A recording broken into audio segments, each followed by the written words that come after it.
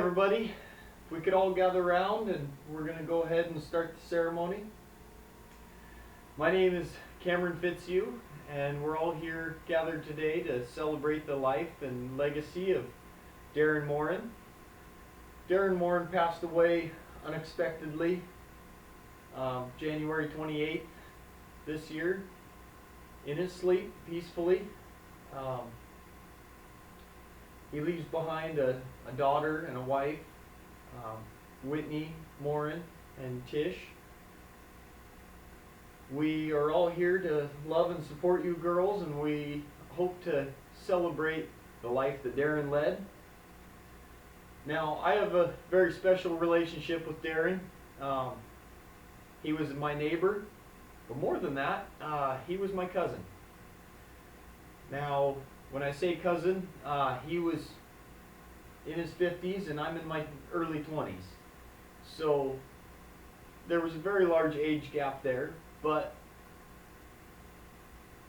that worked to my advantage, honestly. Having somebody only living one driveway down that raised cows just like me and my parents did. We spent a lot of time together, more than most neighbors do. And in that time, I developed a relationship with Darren that I will never forget, and a treasure trove of memories that I will never forget. Now, Darren was a family man. He loved his wife and his daughter deeply, and he made sure that everybody in the family, whether you're the immediate family or more distant relatives, he made sure every person knew that there was a spot at his dinner table and his front door was always open.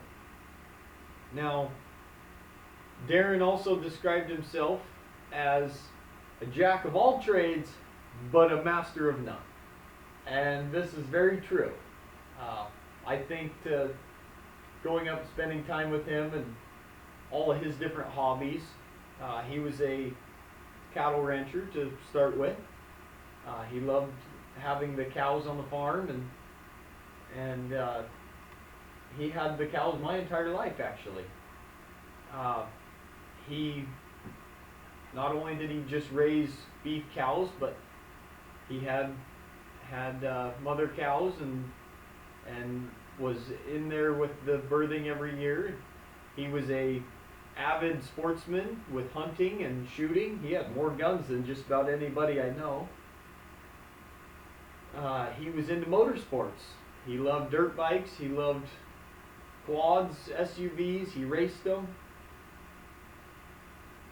Now, in order to help keep things a celebration, because this is what this is a celebration of his life and legacy, we're going to open the floor up for some stories.